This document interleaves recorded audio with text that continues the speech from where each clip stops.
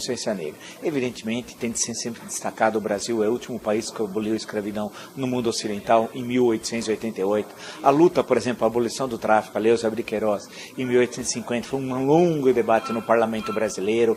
A lei de 13 de maio de 1888, a Lei Áurea, também foi produzida num grande movimento abolicionista, que é o primeiro movimento de massas da história do Brasil, com mobilização por todo o país, publicação de livros. O Abolicionismo, de Joaquim Nabuco, é um clássico sobre o assunto, revistas, jornais, panfletos, uma intensa mobilização que levou a 13 de maio de 1888 a abolição da escravidão e tal. Vale lembrar que em 1890, 2 anos depois, a República faz sua lista de feriados e o 13 de maio passou a ser feriado nacional. Bem, saltamos para o século XX, chegamos agora ao século XXI e o 13 de maio não é mais feriado, e foi adotado o Dia Nacional da Consciência Negra, e fazendo referência ao dia 20 de novembro e à morte de Zumbi em Palmares. Aí é uma polêmica histórica, que nós devemos falar contra o racismo, falar da escravidão, mostrar a barbárie que isso significou no mundo ocidental, no Brasil, temos de falar. Porém, transformar o Zumbi, que ninguém sabe quantos zumbis existiram, nesse líder que nunca foi de uma república, e disse que Palmares era uma república, isso é uma falácia histórica.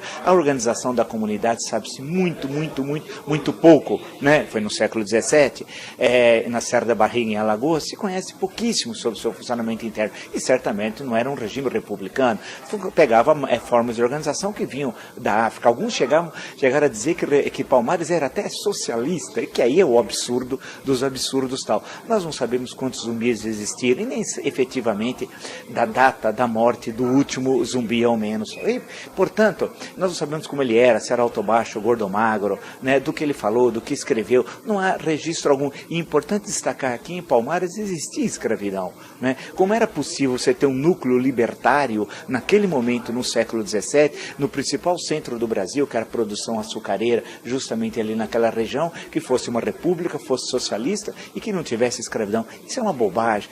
E tinha. Portanto, a questão que se coloca, referência sobre esse feriado municipal, é que me parece que, se é para discutir essa questão seriamente, é para discutir no dia 13 de maio, ou seja, ali sim é um momento chave, é uma revolução social, a abolição da escravidão no Brasil, e que acabou sendo algo mostrado, relegado a um plano secundário. Por quê?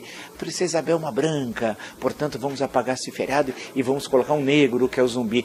A coleção Grandes Personagens da Nossa História, Heitor Abreu, criada em 1970, inventou um retrato Zumbi que não havia nenhuma referência, ninguém sabia como ele era, e aquilo virou o retrato oficial. Portanto, a data, nesse sentido, é uma falácia histórica, é uma falácia a questão de Palmares, a figura do Zumbi. Porém, é condição sine qua non a democracia brasileira enfrentar e combater o racismo diuturnamente. Daí que volto a falar, o 13 de maio era o feriado. Se fosse falar em feriado sobre essa questão, deveria restabelecer sim o feriado 13 de maio, que foi um momento épico das lutas sociais no Brasil, produzido pelo abolicionismo, que foi o primeiro movimento de massas da história do Brasil.